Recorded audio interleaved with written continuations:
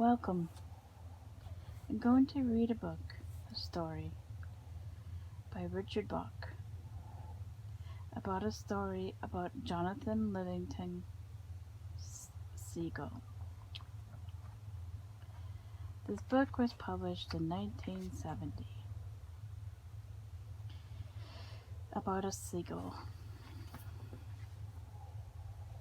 Now this story is a metaphor for all of us who live and breathe being different in this world. And Jonathan Seagull was just as different as any other bird. He didn't want to be the same. He wanted to be different. And trying to be different, he found himself. So here we go.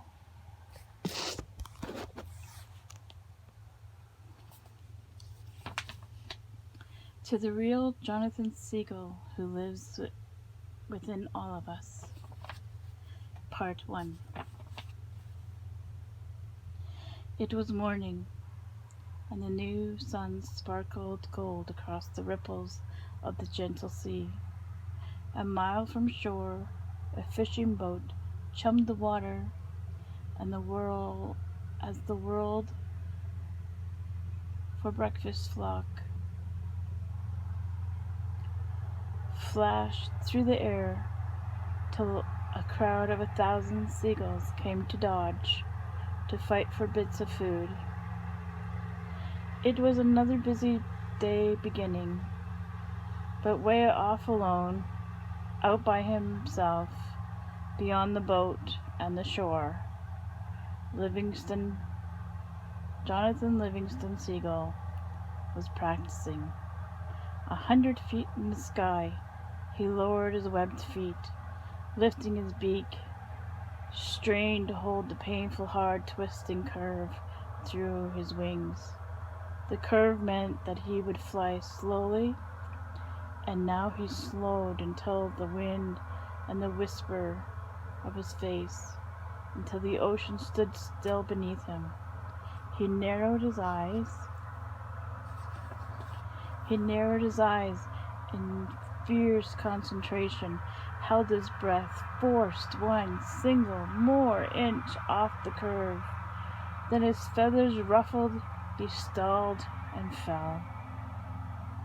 Seagulls, as you know, never falter, never stall. To stall in the air is for them disgrace and dishonor.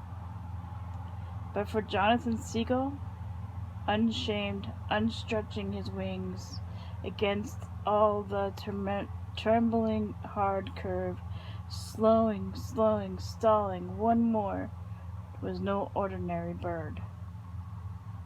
Most seagulls don't bother to learn more than the simple facts of flight, how to get from shore to food and back again. Most gulls, it's not flying that matters, but the eating.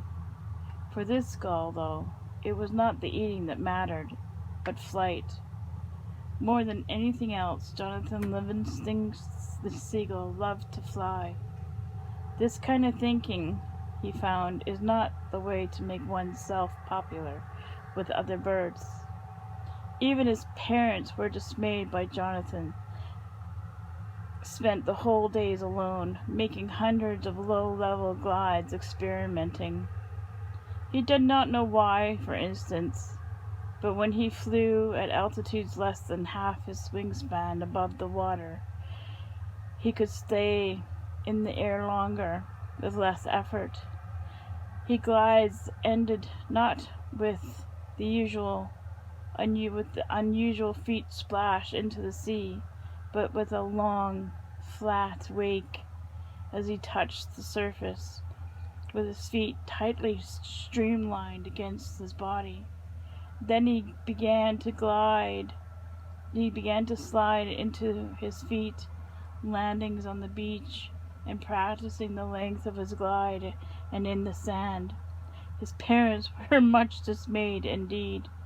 "Why, John, why?" his mother asked. "Why is it so hard to be like the rest of the flock, John? Why can't you leave low flying to the pelicans, the albatross? Why don't you eat, son, your bone and feathers?" "I don't mind being bone and feathers, Mom. I just want to know what I can do in the air and what I can't. That's all. I just want to know." "See here, Jonathan," his father not unkindly. "Winter isn't far away. Boats will be few, and the surface fish will be swimming deep. You must study, and study food, and how to get it. This flying business is very well, but you can't eat and glide, you know. Don't you forget, the reason why you fly is to eat." Jonathan nodded obediently. For the next few days he tried to behave like other gulls. He really tried, searching, fighting with the flock around the piers and fishing boats, diving on scraps for fish and bread, but he couldn't make it work. "It's all so pointless," he thought, deliberately dropping dropping a hard-worn agony into hunger. Old gull chasing him. He could be spending all this time learning to fly. There's so much to learn. It wasn't before Jonathan Gull was off by himself again, far out to sea, hungry and happy learning. The subject was speed, and in the week's practice he learned more about speed than the fastest gull alive. From thousands of feet, flapping his wings as hard as he could, he pushed over into blazing steep dives toward the waves, learned why seagulls don't make blazing steep powered dives. In just 6 seconds he was moving 70 miles an hour, the speed which one's wings goes unstable and thus upstroke. Time after time it happened, careful as he was, working at every peak of his ability. He lost control at high speed.